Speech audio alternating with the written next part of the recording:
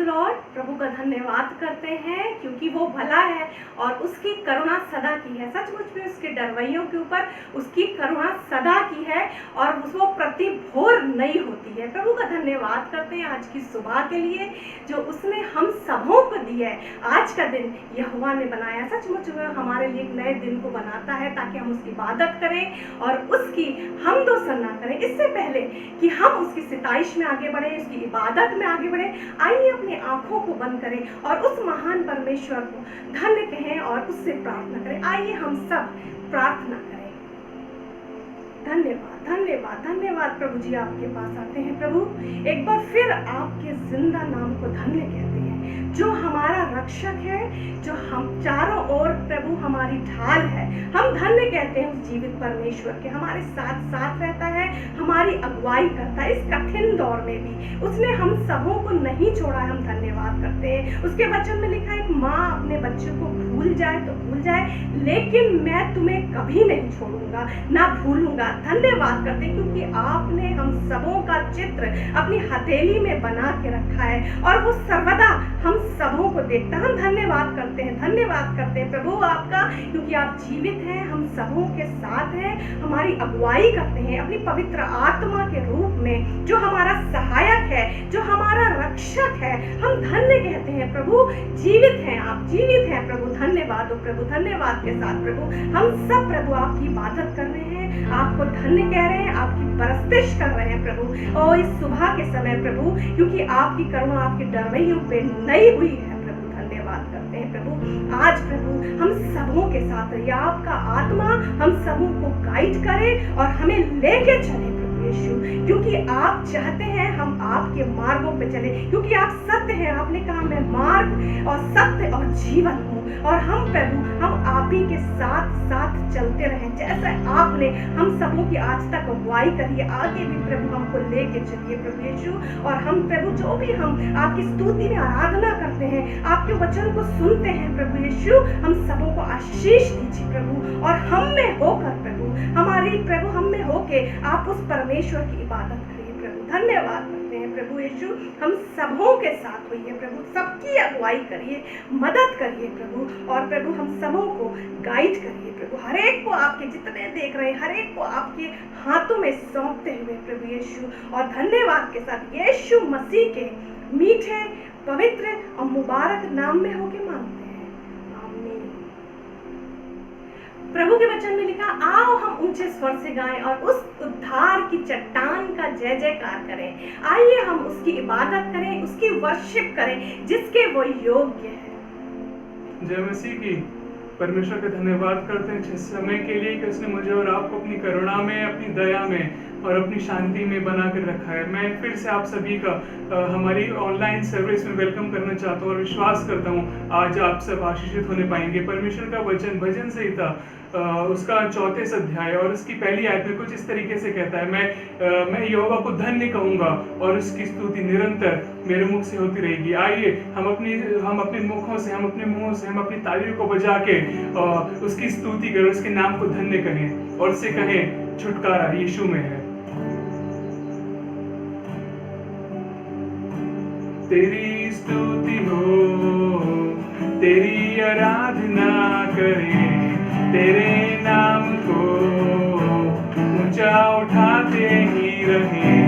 तेरी स्तुति हो, तेरी आराधना करें, तेरे नाम को ऊंचा उठाते ही रहें। तेरा नाम यीशु नाम धन्य है, आदि तेरा ही नाम अंत है। तेरा नाम यीशु नाम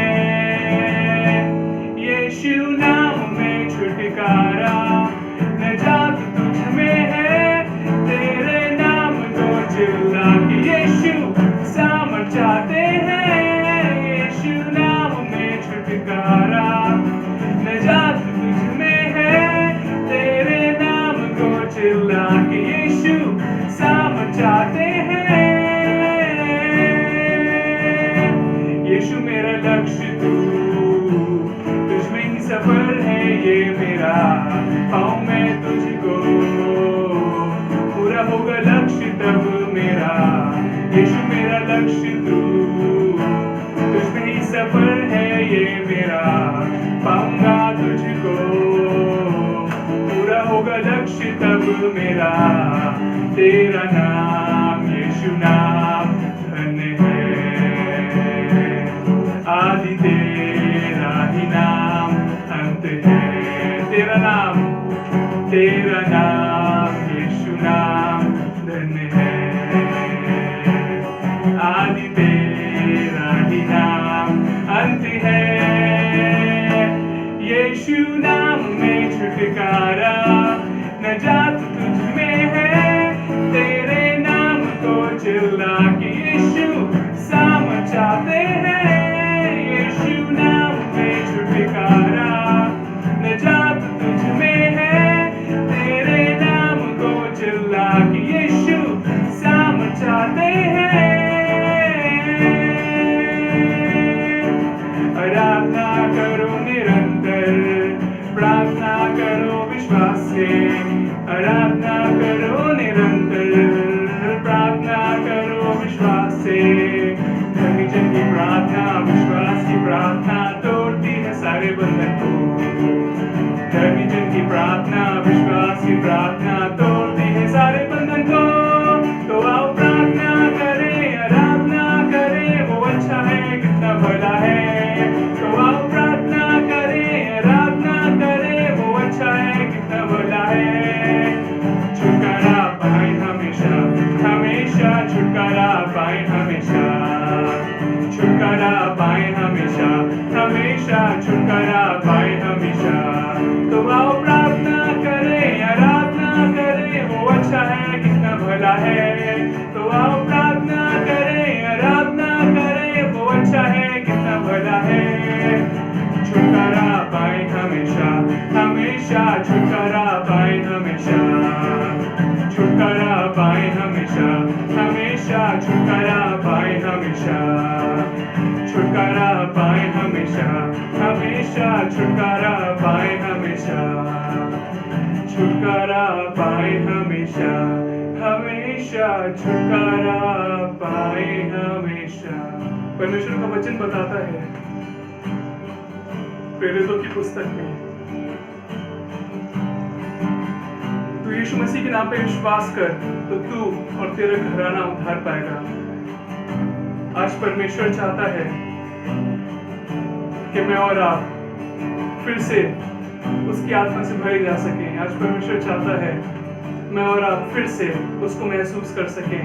आइए हम अपने दिलों को उस परमेश्वर को दें और उससे कहें, दिल से आराधना करूं मैं, नाम तेरा अपनी जुबान से लूं मैं। दिल से आराधना करूं मैं, इस जुबान से नाम तेरा ही लूं मैं। पूरे दिल से आराधना करूं मैं, इस जुबान से नाम तेरा ही लूं मैं। करता हूं तेरा शुक्रिया मैं प्रभु, करता हूं तेरा शुक्रिया मैं। करता हूं तेरा शुक्रिया मैं प्रभु, करता हूं तेरा शुक्रिया मैं। तेरे फजल में, तेरी दया में लिपटा मैं रहता हूँ। तेरे फजल में, तेरी दया में लिपटा मैं रहता हूँ। मैं रहता हूँ, मैं रहता हूँ।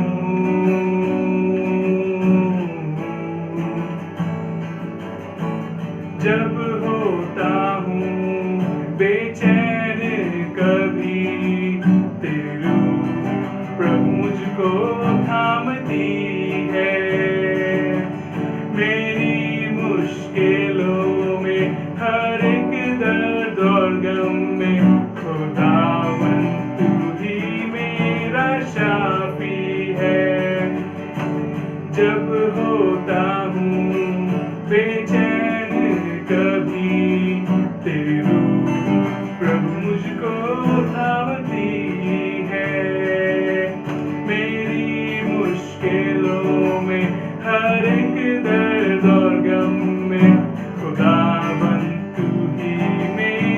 शाफी है। करता हूँ तेरा शुक्रिया मैं प्रभु, करता हूँ तेरा शुक्रिया मैं, करता हूँ तेरा शुक्रिया मैं प्रभु, करता हूँ तेरा शुक्रिया मैं। तेरे फजल में, तेरी दया में लिपटा मैं रहता हूँ। तेरे फजल में, तेरी दया में लिपटा मैं रहता हूँ, मैं रहता हूँ, मैं रहता हूँ, मैं रहता हूँ, मैं रहता हूँ।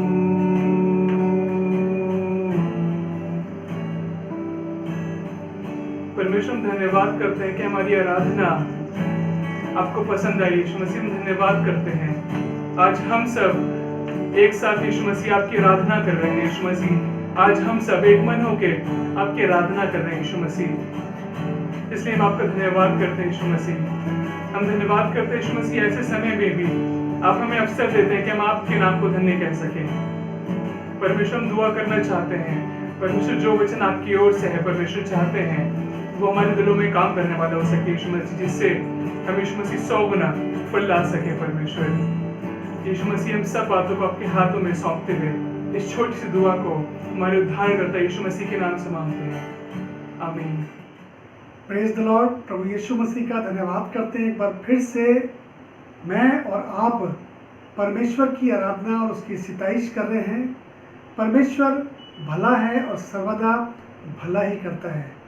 मैं विश्वास करता हूं कि आप सब अपने घरों में सुरक्षित हैं, आनंदित हैं और परमेश्वर आपके मध्य में चल और फिर रहा है।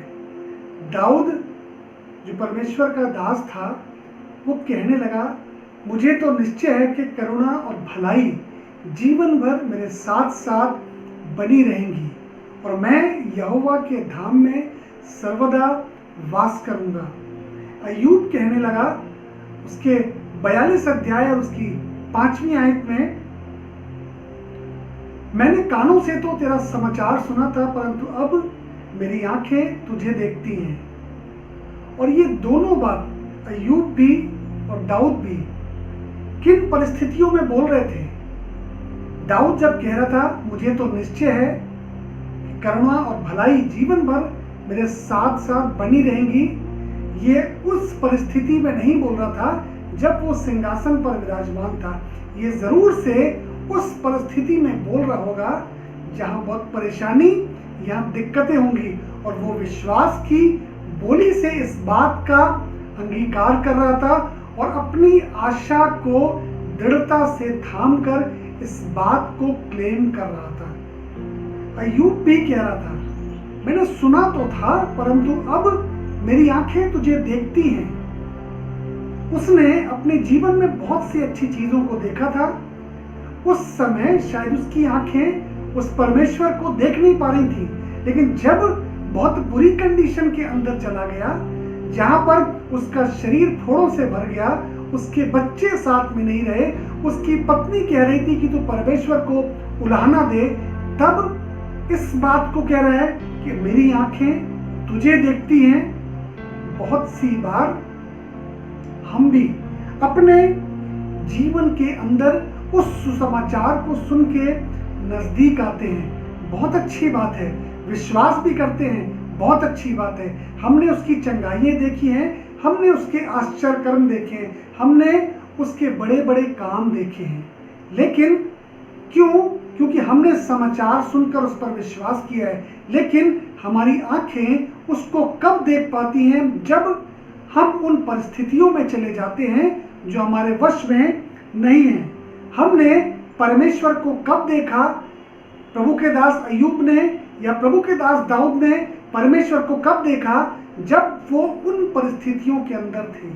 आज मैं आपसे एक बहुत इंपॉर्टेंट विषय के ऊपर बात करना चाह रहा हूं, जिसका नाम है पेशेंस, सब्र, धीरज, जो अक्सर करके खत्म हो जाता है, जो अक्सर करके धीरज खो बैठते हैं। अगर कुछ भी खोता है, मैं धन दौलत की बात नहीं कर रहा, मैं धीरज की बात कर रहा हूं, खो जाता है। लेकिन प्रभु ये चाहता है कि उसके लोग धीरजवंत हो, वो कह सके कि नहीं नहीं, मैं तो अब तुझको देख पा रहा हूं। कब? जब परिस्थितियां खराब हो। और ये एक बहुत इंपॉर्टेंट विषय है, बहुत इंपॉर्टेंट बात है कि मैं और आप जाने उस धीरज को, उस पेशेंस को, उस सब्र को, जो अक्सर करके खत्म होने पर लोग निराश, बर्बाद और हताहत हो जाते हैं, अपने जीवनों को खो बैठते हैं, क्योंकि उनके पास अब धीरज नहीं रहा। किसी फिलोसोफर ने पेशेंस के लिए कहा, patience is the guardian of faith, patience governs flesh. धीरज विश्वास का बाप यानी पिता है, जो कि शरीरों को कंट्रोल करता है। किसी ने कहा, patience is the quality of waiting calmly without complaining. धीरज वो है जो किसी भी बात का, किसी भी देरी का शांति के साथ इंतजार करता है और कोई शिकायत नहीं करता। किसी ने कहा, this is the capacity to accept और टॉलरेट डिले, ट्रबल्स और सफरिंग विदाउट गेटिंग एंग्री और अपसेट। किसी भी ऐसी चीज का इंतजार करना जिसमें देर हो रही है, बिना अपसेट हुए, बिना कंप्लेन किए, बिना धीरज को खोए, this is the also skill. Patience is the skill, ये एक स्किल भी है। यानी किसी के अंदर अगर धीरज है, जो किसी बात का इंतजार करता है, ये एक प्रकार की स्किल है और ये होनी चाहिए। You can not change circumstances but you can control your responses. आप किसी भी परिस्थिति को बदल तो नहीं सकते, लेकिन उसके प्रतिक्रिया, अपनी प्रतिक्रिया को कंट्रोल कर सकते हैं। आप ये कर सकते हैं। अगर आप ये कर रहे हैं तो आपके अंदर धीरज है। और जिस विषय पे हम आज बात कर रहे हैं, इसका स्तर विश्वास से ऊपर जाता है। विश्वास से एक स्तर ऊपर धीरज होता है, जो इन परिस्थितियों के अंदर परमेश्वर उत्पन्न होने देता है। ये धीरज बड़ा आसान सा शब्द लगता है कि अरे धीरज रखो, सब्र रखो, अरे हो जाएगा, पेशेंस, आराम से रहो, हो जाएगा भाई। कहना बहुत आसान है, लेकिन बताऊं, ये धीरज अक्सर करके टूट जाता है, ये खत्म हो जाता है, ये खो जाता है। इसकी गहराई बहुत है। इस शब्द तो छोटा है, लेकिन मीनिंग बहुत गहरे हैं। प्रभु का दास याकूब जब बात कर रहा था विश्वासियों से, जो इज़राइल में तितर बितर होके रहते थे, तब वो एक बात को कहने लगा, वो जिसका जिक्र आपको मिलेगा याकूब की किताब, उसका पहला अध्याय और उसकी 2 से लेके 4 आयत तक। हे मेरे भाइयों, जब तुम नाना प्रकार की परीक्षाओं में पढ़ो तो इसको पूरे आनंद की बात समझो, ये जानकर कि तुम्हारे विश्वास के परखे जाने से धीरज उत्पन्न होता है। पर धीरज को अपना पूरा काम करने दो कि तुम पूरे और सिद्ध हो जाओ और तुम में किसी बात की घटी न रहे। हालेलुया। जब तुम नाना प्रकार की परीक्षाओं में पढ़ो, परमेश्वर आपसे परीक्षा नहीं करता, परंतु बहुत सी परीक्षाओं को आने देता है, ताकि हम जिस विश्वास के अंदर चल रहे हैं, हमारे विश्वास के परखे जाने से धीरज उत्पन्न हो, और धीरज के बाद तुम पूरे और सिद्ध हो जाओ, तुम मैच्योर हो जाओ, तुम्हारे मुख से निराशा की बात ना निकले। और ऐसा ही तो उस दाऊद के और उस अय्यूब के साथ हुआ, जब वो कहते थे उन परिस्थितियों के अंदर कि प्रभु कानों से तो हमने तेरा समाचार सुना था, परंतु अब मेरी आंखें तुझे देखती हैं। उन्होंने इस शब्द को, इस वचन को बहुत कठिन परिस्थितियों में क्लेम किया था। दाऊद ने क्लेम किया था जब वो मारा मारा फिर रहा था उस शाऊल राजा के मारे, जिसको कि उसने बचाया था, जिसके के लिए उसने राज्य जीते थे। यशायाह नबी की किताब उसका 26 अध्याय और उसकी 3 आयत में इस प्रकार से लिखा है, जिसका मन तुझ में धीरज धरे हुए है उसकी तू पूर्ण शांति के साथ रक्षा करता है, क्योंकि वो तुझ पर भरोसा रखता है। जिसका मन तुझ में धीरज धरे है उसकी तू पूर्ण शांति के साथ रक्षा करता है, क्योंकि वो तुझ पर भरोसा रखता है। इसीलिए इन कठिन परिस्थितियों में वो कह पाता है कि अब मेरी आंखें तुझे देखती हैं। प्रभु की ये चाहत है कि उसके लोग, उसके ऊपर विश्वास करने वाले, वो विश्वासी लोग मैच्योर बने। उनके विश्वास के परखे जाने के बाद उनके अंदर एक क्वालिटी डेवलप हो जिसका नाम है धीरज, जिसका नाम है पेशेंस, सब्र। और जब वो क्वालिटी डेवलप हो जाएगी तब वो पूरे और सिद्ध हो जाएंगे। रोमियो की किताब उसका 5 अध्याय और उसकी 3 और 4 आयत, केवल यही नहीं वरन हम क्लेशों में भी घमंड करें, ये जानकर कि क्लेश से धीरज और धीरज से खरा निकलना और खरे निकलने से आशा उत्पन्न होती है। हम क्लेशों में भी घमंड करें, ये जानकर कि क्लेशों में पड़ने से धीरज और धीरज से खरा निकलना, प्योर निकलना, और जब हम इससे निकलते हैं तब हमारे अंदर आशा उत्पन्न होती है। और उसकी आगे लिखा है, आशा से लज्जा नहीं होती।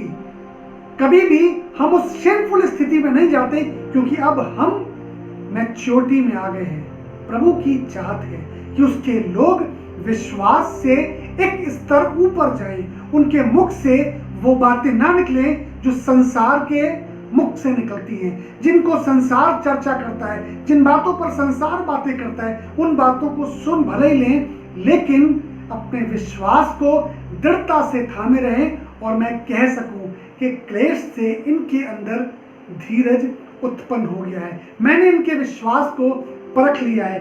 प्रभु की ये चाहत है कि उसके लोग धीरजवंत हो, उनके अंदर पेशेंस रहे। वो अपनी परिस्थितियों को बदल तो नहीं सकते, लेकिन परिस्थितियों के अंदर अपनी प्रतिक्रियाओं को कंट्रोल कर सकते हैं। तब उनको बहुत से फिलोसोफर ने कहा, दे कॉल्ड सेंट, उन्होंने उनको संत कहा। जो लोग धीरज होते हैं, धीरजवंत होते हैं, उनको संत कहा जाता है, क्योंकि उनको अब कोई भी स्थिति, कोई भी परेशानी, कोई भी क्लेश अब उनको डगमगा नहीं पा रहा है, क्योंकि अपने विश्वास को उन्होंने प्रभु के दासों के समान अंगीकार दृढ़ता से थाम रखा है और उसी बात का अंगीकार करते हैं। ये उत्पन्न कहाँ से होता है? धीरज आता कहाँ से है? धीरज आता है अंधेरे के अंदर से, धीरज आता है गुफा के अंदर से। प्रभु का दास दाऊद, जो परमेश्वर का दिल पसंद था, वो बहुत अच्छा था, आज्ञाकारी था। बचपन में ही अपने पिता के कहे अनुसार उसकी भेड़ों और उसकी बकरियों को चराया करता था। बचपन में ही अपने भाइयों की सुधि लेने के लिए छावनी में दौड़ जाया करता था। बचपन में ही बड़े गोलियत से लड़ लिया करता था, क्योंकि वो सेनाओं के यहोवा के नाम से जाना जाता था। उसने बचपन में ही वीणा बजाई और शाऊल के ऊपर से दुष्टात्मा छोड़कर भाग गया। चुन लिया गया, शाऊल का हथियार ढोने वाला बन गया और उसके लिए बड़े बड़े राज्य जीते। उसने बहुत युद्ध किए और उसने अपनी जान को हमेशा जोखिम में डाला। लेकिन बताऊं आपको हुआ क्या?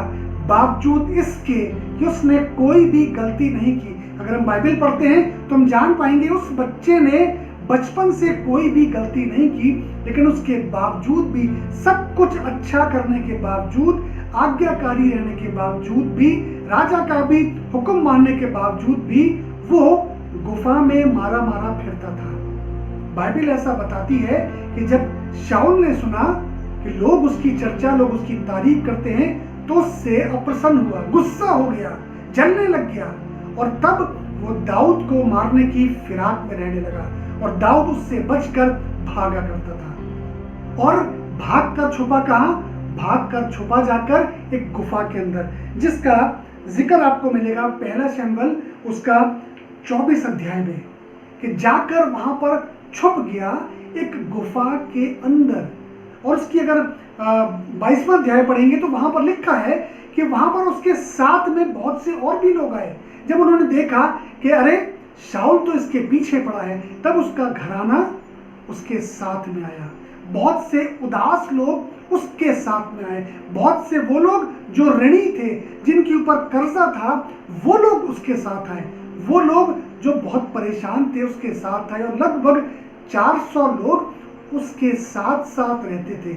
और बाइबल ऐसा बताती कि उनके दांत बर्छी के समान थे, यानी कि उनके मुख से जो लोग उदास होंगे, जो लोग ऋणी होंगे, जो लोग परेशान हो रहे होंगे, जो लोग राजा के डर के मारे रह रहे होंगे, उनके मुख से क्या निकलेगा? उनके दांत बर्छी के समान थे, यानी कि उनके मुख से निराशाएं, कुड़कुड़ाहट, परेशानियां, बहुत बुरी बुरी बातें निकल रही थी। उनके बीच में वो दाऊद उस गुफा के अंदर जाकर रहने लगा।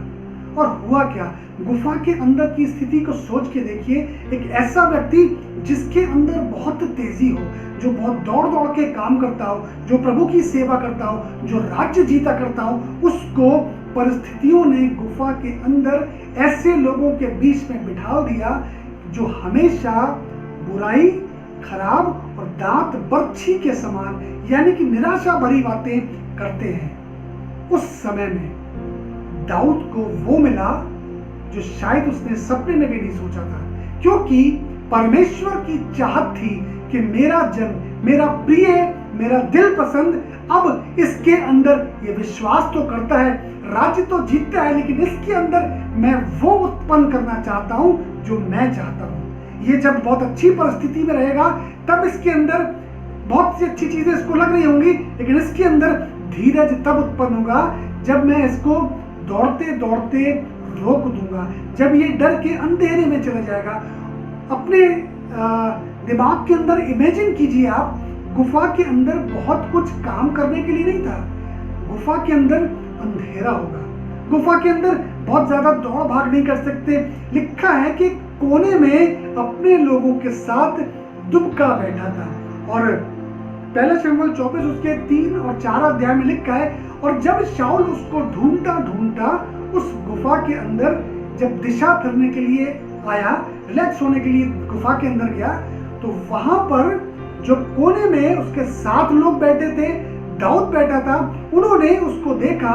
लोगों ने पता क्या कहा उसके साथ के, देख परमेश्वर ने तेरे शत्रु को तेरे हाथ में कर दिया है, दाऊद जा और उठ के उसकी गर्दन को कलम कर दे। क्योंकि वो लगातार ऐसे लोगों से घिरा था गुफा के अंदर, वो लोग पता नहीं कितने समय डर के छुप के बैठे थे, उनको इंतजार था कब हम बाहर जाएंगे, कब वो शाऊल हटेगा, लेकिन अब तो शाऊल सामने था, जाओ और उसकी गर्दन काट दो। दाऊद उठा, और मैं समझता हूं कि चलते चलते मार्ग में जब तक वो शाऊल के पास पहुंचा, परमेश्वर ने उसके अंदर एक क्वालिटी को डेवलप कर दिया। और शायद हाथ तो गर्दन पर बढ़ाना चाहता होगा, लेकिन अपनी खंजर निकाल के उसके वस्त्र का छोर काट लिया, उसके बागे का छोर काट लिया और चुपचाप रुक गया। उसके आगे बाइबल बताती है शाऊल निकल के बाहर चला गया। तब दाऊद गया और दाऊद ने उस छोर को दिखाया और कहा, हे शाऊल, तू मेरे पीछे क्यों पड़ा है? परमेश्वर ने तुझको मेरे हाथ में कर दिया था, और देख मैंने केवल तेरे बागे का छोर काटा है, इसलिए तू अपना मार्ग ले और मुझको अपना मार्ग लेने दे। वो ऐसा इसलिए कह पाया क्योंकि इन कठिन परिस्थितियों के अंदर परमेश्वर ने उसके अंदर एक क्वालिटी को उत्पन्न करा था, धीरज, पेशेंस, सब्र। कि राजा दाऊद, मैं तुझको राजा बनाऊंगा, चिंता मत कर। इसे कब कह पाया? जब उसने, बाइबल बताती है, वस्त्र का छोर काटा। लिखा है कि वस्त्र का छोर काटने पर वो अपने मन में पछताया। वो जानता था कि शाऊल को परमेश्वर ने अभिषेक किया है और वो परमेश्वर के किसी भी अभिषेक के ऊपर हाथ उठाना नहीं चाहता था। वो जानता था उसके अंदर, इन कठिन परिस्थितियों के अंदर, गुफा के अंदर एक क्वालिटी डेवलप हुई जो थी सब्र, पेशेंस। कुछ हो ना हो, मैं इंतजार करूंगा परमेश्वर के समय का, जब ये परिस्थितियां चली जाएंगी। और इसका जिक्र आपको मिलेगा भजन संहिता की किताब, उसका 57 अध्याय 57 वर्ष और उसकी पहली और दूसरी आयत में। जब इसको पढ़ेंगे तो उसके ऊपर एक हेडिंग लिखी है, प्रधान बजाने वाले के लिए अल तशहेद की राग में दाऊद का भजन, जब वो भागकर गुफा में छिप गया था। उसकी पहली आयत में लिखा है, हे परमेश्वर, मुझ पर अनुग्रह कर, मुझ पर अनुग्रह कर, क्योंकि मैं तेरा शरणागत हूं। और जब तक ये विपत्तियां निकल ना जाएं, तब तक मैं तेरे पंखों तले शरण लिए रहूंगा। मैं परम प्रधान परमेश्वर को पुकारूंगा, परमेश्वर को जो मेरे लिए सब कुछ सिद्ध करता है। मैं तब तक परमेश्वर को पुकारूंगा क्योंकि वो मेरे लिए सब कुछ सर्व सिद्ध करता है। जब तक तेरे पंखों तले शरण लिए रहूंगा, जब तक कि ये विपत्तियां मेरे ऊपर से निकल ना जाए। दाऊद को ये ज्ञान, ये गुण उस गुफा के अंदर डेवलप हुआ, वहां वो मैच्योर हुआ। और जब बाहर निकलकर शाऊल से बात कर रहा था, तब शाऊल ने कहा कि मैं जानता हूं दाऊद कि तू आने वाले समय में इज़राइल का राजा बनेगा। उसने अपने मुख से दाऊद को ये आशीष दी, चाहे या अनचाहे, बट उसके मुख से ये शब्द निकल गया। और बाइबल बताती है परमेश्वर अपने दास के कहे हुए वचन को पूरा करता है। और जो बात शाऊल ने कही वो दाऊद के ऊपर घट गई और वो एक दिन उस जगह का, इज़राइल का राजा बना, क्योंकि उसके अंदर विश्वास के परखे जाने से धीरज उत्पन्न हुआ और धीरज से खरा निकलना, और उसके बाद आशा, और उस आशा के तहत, और इसी भजन संहिता 57 उसकी 7वीं और 8वीं आयत में उसने कहा, हे मेरे परमेश्वर, मेरा मन स्थिर है, मेरा मन स्थिर है। वो 2 बार कह रहा था, मेरा मन स्थिर है, मेरा मन स्थिर है। मैं गाऊंगा वरन भजन कीर्तन करूंगा। हे मेरी आत्मा जाग, हे सारंगी और वीणा जाग जाओ। मैं भी पौफट्टे ही जाग उठूंगा। और उसकी 9वीं आयत में एक आशा की बात कहने लगा, हे प्रभु, मैं देश देश के लोगों के बीच तेरा धन्यवाद करूंगा। मैं राज्य के लोगों के बीच तेरा भजन गाऊंगा। वो कब इन बातों की चर्चा कर रहा था, कब बोल रहा था? जब वो अंधेरे में था, जब गुफाओं में था, जब परिस्थितियां विपरीत थी, जब परिस्थितियां खराब थी, जब लग रहा था अरे हम तो यहाँ अकेले बैठे हैं, हम तो उदास हैं, हम तो कर्ज में ढपे हुए हैं, हम तो परेशान हैं। लेकिन बताऊं, ये परिस्थितियां आई और चली गई। वो शाऊल आया और चला गया, और वो अपने विश्वास के अंगीकार को दृढ़ता के साथ थामे रहा। उसने अपने मन को उत्तेजित करा, और इसलिए तो याकूब ने भी कहा, जब तुम नाना प्रकार की परीक्षाओं में पड़ो तो इसको पूरे आनंद की बात समझो, अंदर से भजन गाओ। तुम्हारे अंदर, इस परिस्थिति के अंदर मैं एक क्वालिटी उत्पन्न कर रहा हूं जिसका नाम है धीरज। और धीरज उत्पन्न ही होता है अंधेरे में, गुफाओं में, परेशानियों में, ट्रबुलेशन में, उन सफरिंग्स के अंदर धीरज उत्पन्न होता है। और जो लोग सब्र के साथ इंतजार करते हैं, वो उस आशा को देख सकते हैं जो उन्होंने की है। एक और प्रभु का दास जिसका नाम था एलिया, और जब उसके बारे में पढ़ेंगे तो उसका एड्रेस था, क्या कहता था, मैं प्रभु यहोवा के सामने उपस्थित रहता हूं। This is the address of Aliya. ये एलिया का एड्रेस था। इतना अभिषिक्त दास, परमेश्वर की आग से भरा हुआ, क्यों वो स्वर्ग से परमेश्वर की आग इस वेदी के ऊपर ले आया जहां तमाम नबी लोग जो बाल के कहलाते थे नहीं लाए। इतना परमेश्वर का अभिषिक्त दास, उसने कह दिया आसमान बंद हो जा, तो आसमान बंद हो गया, बारिश बंद हो गई और 3.5 साल तक वर्षा नहीं हुई। लेकिन बताना मांगता हूं, इन सब तेजी के बीच में भी वो परमेश्वर को देख नहीं पाया था। इन सब परमेश्वर के कामों के बीच में भी वो शायद उस परमेश्वर की आवाज को सुन नहीं पाया था। वो करता तो था, परमेश्वर के अभिषेक में रहकर बहुत तेजी थी, बहुत गुस्सा भी था उसके अंदर। लिखा है कि जब उसने आग स्वर्ग से नाजिल कर दी तो जाकर बाल के नबियों को काट डाला। परमेश्वर ने एक दिन उसकी तेजी को रोक दिया। बाइबल बताती है इजाबेल के बारे में, जब इजाबेल ने सुना कि एलिया ने यहाँ के सारे नबियों को, बाल के नबियों को घात कर दिया है, तब उसके प्राण लेने की शपथ खाई और उससे कहा कि मैं एलिया के प्राण को ले लूंगी। इसका जिक्र आपको मिलेगा पहला राजा उसका 19 अध्याय और उसकी 8वीं और 9वीं आयत में। पहला राजा, इससे थोड़ा ऊपर से पढ़ेंगे। वहां पर जब वो दौड़ता दौड़ता परेशान हुआ, तब लिखा है वहां पर कि उसने परमेश्वर से ये विनती की और कहकर अपनी मृत्यु मांगी कि प्रभु बस मैं अपने पुरखाओं से अच्छा नहीं हूं, क्योंकि वो अपने प्राण की चिंता करने लग गया था। वहां पर लेटकर सो गया और परमेश्वर के दूत ने आकर उसको जगाकर उठाया और उसको प्रभु भोज दिया ताकि वो ताकत पाकर फिर चले। क्योंकि अब जब मैंने देख लिया कि इसकी तेजी को मैंने रोक दिया, अब मैं इसके अंदर वो क्वालिटी उत्पन्न करूंगा जो मैं चाहता हूं। ये परिस्थितियों को मैंने आने दिया है। और उसकी 8वीं आयत में लिखा है कि तब उसने उठकर खाया पिया और उसी भोजन से बल पाकर 40 दिन रात चलते चलते परमेश्वर के पर्वत होरेब पर पहुंच गया। और वहां पर पहुंचने पर परमेश्वर ने उसको एक जगह दिखाई और उसकी 9वीं आयत में लिखा है वहां वो एक गुफा में जाकर टिका और वहां पर यहोवा का वचन उसके पास पहुंचा। दाऊद ने भी गुफा के अंदर परमेश्वर के धीरज वाले गुण को उत्पन्न किया था।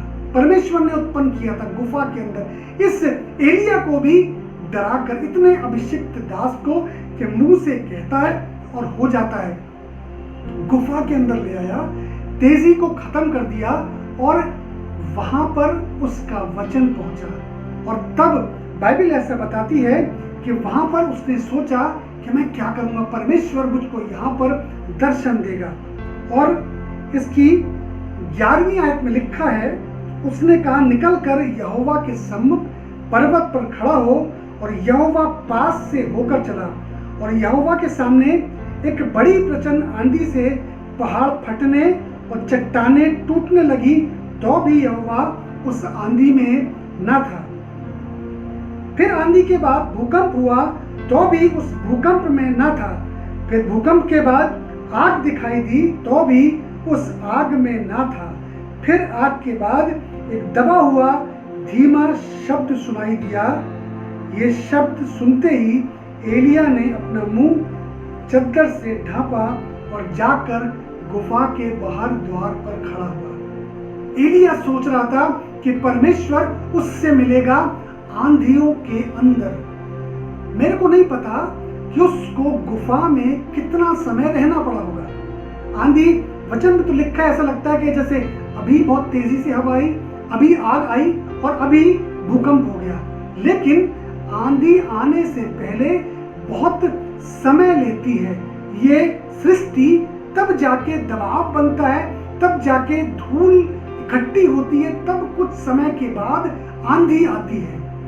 गुफा के समय को बाइबल में पढ़कर नहीं समझ सकते, लेकिन इसको सोच सकते हैं कि गुफा में एक अच्छा खासा टाइम उसके दास एलिया ने बिताया, जब आंधी आई होगी, क्योंकि परमेश्वर अननेचुरल कुछ भी नहीं करता, परंतु परमेश्वर नेचुरल वे में करने वाला परमेश्वर है। वो प्राकृतिक रूप से करके अपनी बातों को जाहिर करता है। आंधी आई और उसको लगा कि इस आंधी के अंदर परमेश्वर की गड़बड़ाहट होगी और परमेश्वर मुझको दर्शन देगा, लेकिन बाइबल बताती है कि और आंधी में भी वो परमेश्वर नहीं था। उसके बाद लिखा है कि आंधी के बाद भूकंप हुआ, और भूकंप आने से पहले भी बहुत समय शायद लिया होगा। सृष्टि ने तब जाके भूकंप आया होगा, किस तरीके से चट्टानें हिली होंगी, और लिखा है कि उस भूकंप में भी वो यहोवा नहीं था। उसके बाद फिर एक आग आई और आग के अंदर भी वो यहोवा नहीं था, क्योंकि उसका दास सोचता था कि परमेश्वर बहुत सामर्थ्य में है, परमेश्वर जलाल में है, परमेश्वर आराधनाओं में है, लेकिन बताऊं परमेश्वर शांति में है। और जब सब कुछ नहीं हुआ तब एक धीमा सा शब्द उसके कानों में आया, और जैसे ही कानों में आया लिखा है कि उसने अपनी चादर से, अपने मैंटल से अपने मुंह को ढांक लिया, अपने आप को अंधेरे में कर लिया, अपने आप को कुछ भी देखना ना चाहा परंतु अंधेरे में कर लिया, क्योंकि वो समझ गया कि अंधेरे के अंदर यहोवा वो उत्पन्न करता है जो मेरे बहुत तेजी से भागने में, तेजी से दौड़ने में नहीं होगा, आंधियों में, आग में, भूकंप में नहीं होगा, परंतु धीमी सी आवाज उस गुफा के अंदर, कानों के अंदर आई, और तब उसने अपने मुख को चादर से ढांप लिया। और आगे बाइबल बताती है फिर आगे वो चला परमेश्वर की आज्ञा पाकर, और अपनी चादर को उसने एलीशा के ऊपर डाल दिया। हालेलुया। जीते जी अपने अभिषेक को किसी के ऊपर दे देना कोई नहीं चाहता। वही प्रभु का दास आपसे कोई कहे अपना सब कुछ दे दो, नहीं देंगे। क्यों? प्रभु हम तो इसी अभिषेक से तेरी आराधना, तेरी सिताइश करते हैं, अगर ये अभिषेक ही नहीं रहेगा तो हम कहाँ रहेंगे। लेकिन जीते जी ये अभिषेक उंडेल देना एलिया ने गुफा के अंदर अंधेरे में उस धीमी सी आवाज में सीख लिया कि नहीं, अब मुझको आशा है कि मेरा छुड़ाने वाला जीवित है। और उसने जीते जी अपने अभिषेक को उतार के एलीशा के कंधों पर डाल दिया, क्योंकि उसको इंतजार था उन रथों का जो अब उसका इंतजार कर रहे थे कि मैं अब उन रथों पर चढ़कर उस यहोवा से डायरेक्ट मुलाकात करूंगा और उसके मुख का दर्शन पाऊंगा। इस समय तो वो पहले कहता था मैं यहोवा के सम्मुख उपस्थित रहता हूं और विश्वास के शब्द कह रहा था, लेकिन अब उसके लिए वो रथ आने वाले थे, क्योंकि क्लेश से, गुफाओं में जाने से धीरज उसके अंदर उत्पन्न हो गया था और उसने अपने अभिषेक को उसके ऊपर उंडेल दिया। बताना मांगता हूं आपको, बहुत सी बार विपरीत परिस्थितियां, बहुत सी बार ये गुफाएं जिनके अंदर हमारा चलना फिरना एक लिमिट में हो जाता है, वो हमारे लिए एक बड़ी आशा को लेकर आता है। हम उस परमेश्वर से मुलाकात उस गुफा के अंदर कर रहे होते हैं, उसके लिए एक ऐसी आशा कर रहे होते हैं जो अभी तक हमने सोची नहीं है। हमको लगता है कि अरे ये परिस्थितियां कब तक चलेंगी।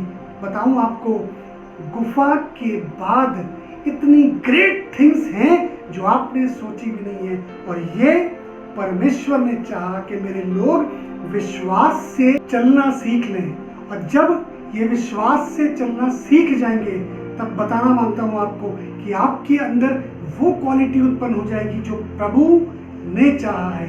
अब ये सब्र रखना, अब ये धीरज रखना सीख गए, अब ये गुफाओं में मेरी आवाज को सुन सकते हैं। प्रभु यीशु मसीह को भी गुफाओं के अंदर जाना पड़ा, उसकी कब भी चट्टान के अंदर खोदी गई थी, एक गुफा के अंदर बनाई गई थी। वो भी कह सकता था मैंने क्या गलती की है, मैंने तो कोई गलती नहीं की, मुझे क्यों इन लोगों ने सताया, मैंने तो कोढ़ियों को चंगा किया है, मैंने बहुत से भूखों को खिलाया है, बड़े आश्चर्य कर्म किए हैं, मैंने शांति की बातें की हैं। लेकिन फिर भी उसका स्थान अंत में एक गुफा ठहरा।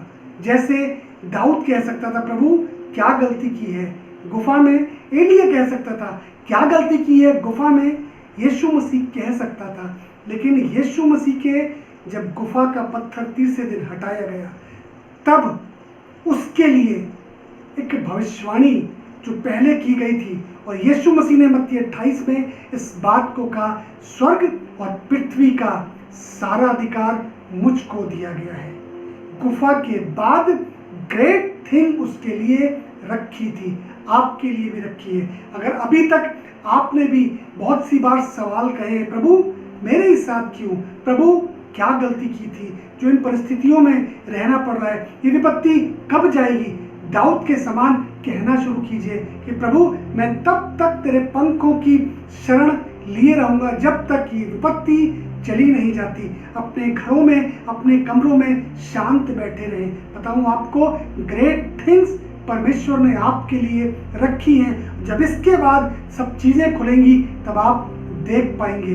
अगर आज आप चाहते हैं कि आपके अंदर परमेश्वर का वो धीरज उत्पन्न हो, अगर आप अभी तक छोटी छोटी बातों में निराश हो जाते हैं, आपको तकलीफें सताने लगती हैं, आपके मुख से निराशा भरे शब्द निकलने लगते हैं, प्रभु कब मेरा धीरज खत्म हो रहा, आज परमेश्वर का आत्मा आपके अंदर अपने इस धीरज के गुण को विकसित करेगा, उत्पन्न करेगा, जो विश्वास से कहीं ऊपर है। मांगिए अगर आप चाहते हैं। मैं आपके लिए दुआ करने जा रहा हूँ। अगर आप इस पर विश्वास करते हैं, परमेश्वर के वचन पर विश्वास करते हैं, बताना मांगता हूँ, आशा से लज्जा नहीं होती। जब क्लेश से धीरज और धीरज से खरा निकलना, तब उन आशाओं को देखने लग जाओगे। अपनी आंखों को बंद करें और प्रार्थना करें। प्यारे खुदावन, हम तेरा धन्यवाद करते हैं प्रभु, तेरा वचन हमको सिखाता है, स्थिर रखता है, भरोसा रखना सिखाता है। और आपका धन्यवाद करते हैं प्रभु कि आप हमको विश्वास से एक और स्तर ऊपर बढ़ाना मांगते हैं। तेरे लोगों को जिन्होंने विश्वास के साथ प्रभु अपनी आंखों को बंद किया है और अपने हृदय में इस बात को चाहा है कि आपका धीरज इनके अंदर उत्पन्न हो, प्रभु यीशु मसीह अपनी आत्मा के द्वारा इसी समय असीम शांति प्रभु जो संसार की समझ से परे है, इनके हृदयों में वास करे प्रभु। और ये इस समय में प्रभु एक गुफा के अंदर है, इनका चलना फिरना लिमिट है, इनकी सोच लिमिट में है प्रभु यीशु मसीह। प्रभु गुफा के अंदर इनके लिए मुहैया कर। प्रभु यीशु मसीह कहना मांगते प्रभु, ये आशा में आनंदित रहे प्रभु। अगर इन्होंने वचन पढ़ने छोड़ दिए हैं प्रभु यीशु मसीह, होने दे अब से प्रभु ये वचन खोलने लग जाए प्रभु। प्रभु इनकी आराधनाएं फिर से जीवित हो जाए प्रभु, फिर से ये अपनी वीणाएं उठा ले प्रभु और तेरे नाम का धन्यवाद करें, क्योंकि प्रभु आपने एक ग्रेट थिंग इनके लिए रखी है प्रभु। सबको तेरे नाम से बरकत देते। अगर कोई प्रभु यीशु मसीह बीमार है अपने शरीर में, तेरे नाम से उस बीमारी को घुड़कते हैं, आज्ञा देते हैं शरीर को इसी समय इस शरीर को छोड़े प्रभु यीशु मसीह, और तेरी कामिल शिफा इसी सेकंड इनके अंदर एस्टेब्लिश हो जाए। यीशु के नाम से कहना मांगते हैं, be healed in the name of Jesus. Yeshu के नाम से इसी समय चंगाई को प्राप्त करो प्रभु यीशु मसीह। धीरजवंत बनाए, आपके लोगों को क्लेश में स्थिर रहना सिखाएं, और आपने ये कर दिया है। तेरे नाम से बरकत देना मांगते हैं प्रभु यीशु मसीह के मीठे मुबारक नाम में होकर के मांगते हैं, आमीन आमीन। और अब प्रभु यीशु मसीह का अनुग्रह, पिता परमेश्वर की प्रेम और पवित्र आत्मा की सहभागिता हम सब विश्वासियों के साथ और इन सुनने वाले प्रिय लोगों के साथ हमेशा हमेशा तक होती रहे, आमीन आमीन। May God bless you. प्रभु आप सबको बड़ी आशीष और बड़ी बरकत दे। स्थिर रहें, भरोसे में रहें, परमेश्वर पर भरोसा रखें, क्लेश में आनंदित रहें। परमेश्वर कुछ बेहतर उत्पन्न कर रहा है इन गुफाओं में, इन लिमिटेशंस के अंदर। प्रभु आप सबको बड़ी आशीष और बड़ी बरकत दे।